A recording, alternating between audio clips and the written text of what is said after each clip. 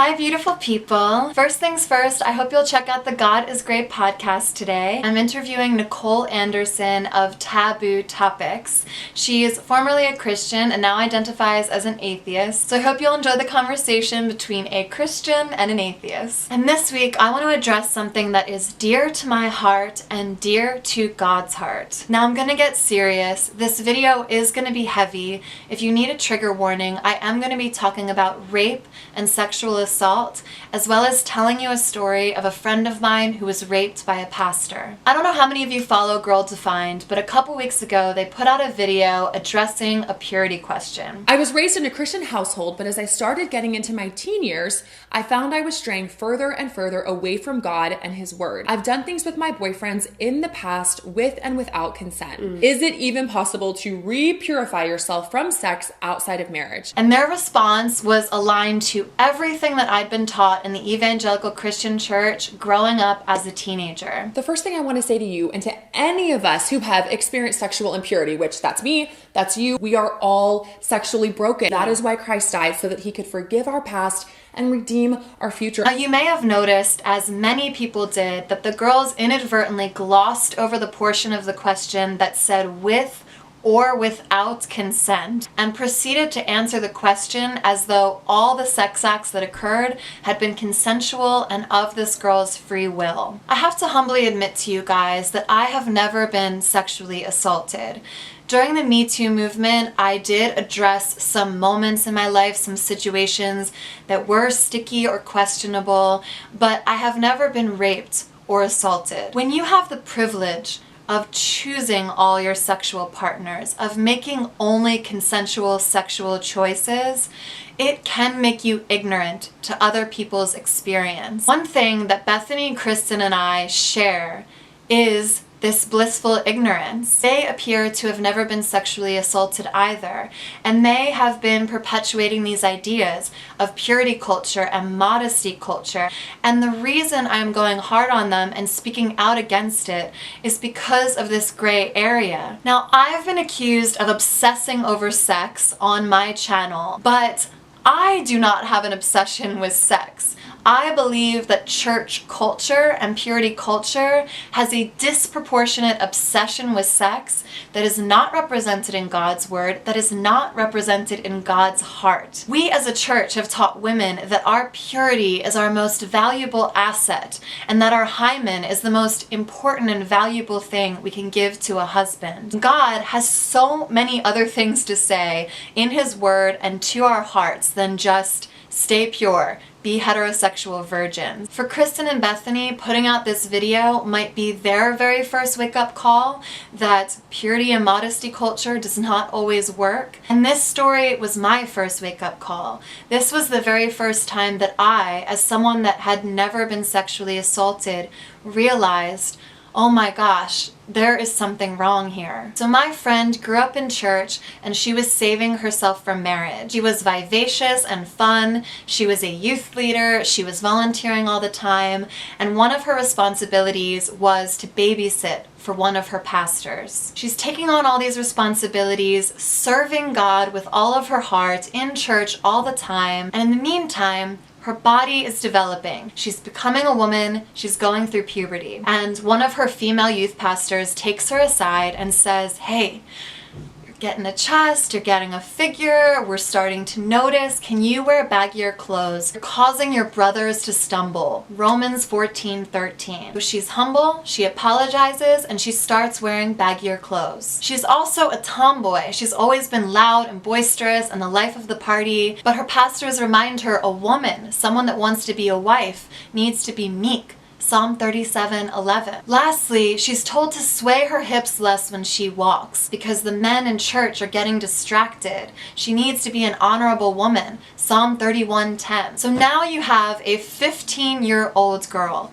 wearing baggy clothes, trying to change the way she walks, trying to be quieter, all to please her Lord, to please the one that she loves.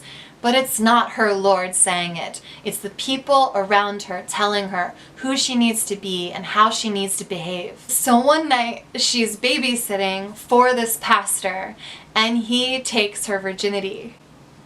he takes away this gift that she was supposed to be saving. And I'm sorry I'm crying. I can't believe this happens to some of us. I can't believe that so many of our pure-hearted women that are trying their best to honor God, that truly delight in the divine, are being told that our bodies are distractions, are being told that we need to manipulate everything about us just to help other people in their walk with God. How come when a man in that congregation said to a pastor, that 15-year-old underage girl is causing me to stumble, that no one said, yo, dude, what's your problem? What are you doing? Why are you lusting after a teenager? Can we talk about that? No, they went to her and said, fix this, this, and this, and this. She wasn't dressing right. She was causing people to stumble. She hadn't perfected that walk, and she was not right with God. I will not presume to know what happened or what the situation was or how it changed her heart or mind or affected her as a person,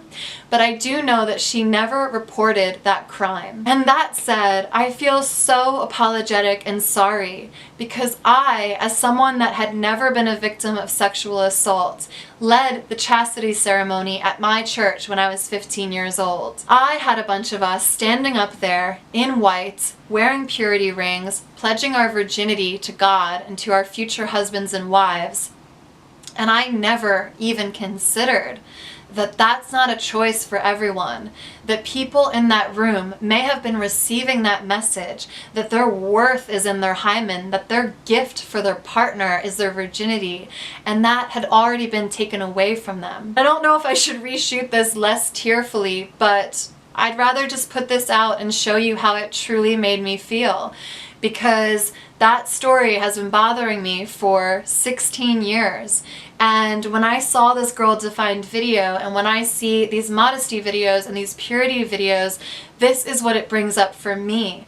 I am reminded of my own ignorance. I am reminded of how damaging those messages can be. I do not believe your virginity can be lost. I do not believe that someone can take away pieces of you just because they've engaged with your body. The gift you have to give your husband or wife is you, mind, body, and soul. The gift you have to give to your husband or wife is the spiritual work you do on yourself, the way that you align yourself with the beyond, how you present yourself when you walk into a room. If you light up that space, if you give love and receive love wholeheartedly, that is your gift to your husband or wife. It has nothing to do with your sexuality or your first time or your sexual past or what has been done to you. It is about who you are as a holistic being. We as a Christian church need to stop focusing on purity as the main tenet of our faith. And I do have to commend Girl Defined for apologizing. I think it was so important and gracious and humble that they did not ignore those comments, that they took them to heart. And Rachel Oates is an atheist YouTuber, but I can tell you that her and I are perfectly aligned on how I believe sexual integrity works and how I believe the church should be addressing sex here moving forward. Sexual impulses and just wanting to act on them like a regular human being are a normal part of life. They don't make you broken, they don't make you dirty, they don't make you impure. We should be teaching young people how to understand themselves and their bodies and their desires and their impulses. We should teach them to feel strong enough to say yes or no. We should teach them to understand consent and how to ask for it and how to give it and how to say no and how to hear that no. We should be teaching them how to be safe and responsible in terms of avoiding STDs, avoiding unwanted pregnancies, and so on. We should be teaching them to be careful about other people's feelings and their own feelings. We should not be blindly teaching them that we're all sexually broken. Those kinds of words, those kinds of phrases, those kinds of labels are so harmful. And again, I am not a survivor of sexual assault, so I genuinely pray that I didn't harm or trigger anyone by bringing up these topics, and that if you do need any help, you please reach out to someone. I love you guys. God bless.